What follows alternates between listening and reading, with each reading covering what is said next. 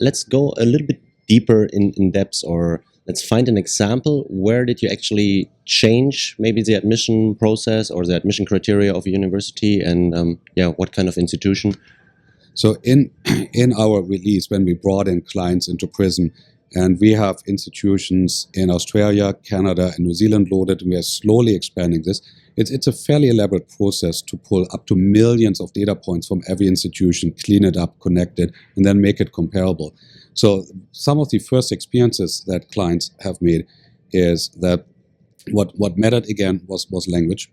And that when you brought in students, especially through pathways, where they started with much lower English language competency, that some of them did well if they had proper argumentation. So one of the outcomes was that the test score in itself wasn't that indicative. It was how they got to that test score.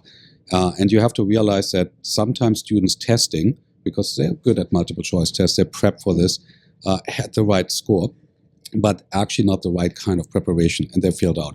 Whereas others who actually had worked their way through an academic training set there actually did exceedingly well. So that was one of the experiences where you realize that a score in itself isn't that indicative anymore. And that's what many institutions sort of had experienced, but they could never really put their hand exactly on this, why this was.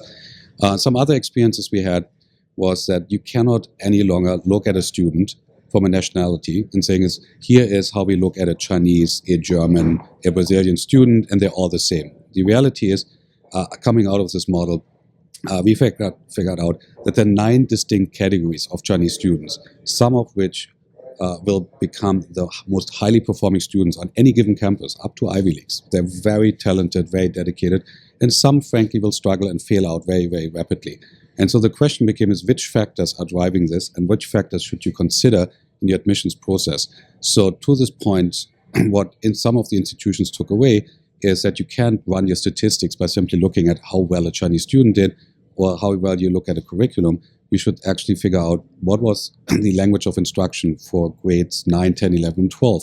What curriculum did they pursue? Was it an IB, a Chinese curriculum, a Maple Leaf curriculum, and so on, or an Australian curriculum for this matter?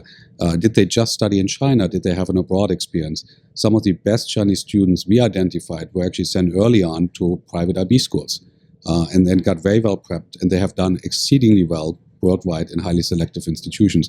So at that point of time, you start shifting the criteria in your admissions process, not looking again at nationality, which is always something where everybody organizes a lot of the thinking around, but saying here is a Chinese student with an IB, a certain experience track, and I can fast track that student because my past experience tells me they will do really well, as opposed to a Chinese student from a remote province with a complete Chinese learning experience, where you realize the likelihood of the student to actually survive your educational experience is 30 or 40%, which obviously at that point of time should make you question, is that a student I can really admit? And is there a scenario to bridge this? So what you get is very granularly adapted behavior in admissions offices and a different kind of behavior in recruiting, where you try to now target students for success. So we call this recruiting for retention rather than just seats, bumps and seats, which is obviously a very different approach.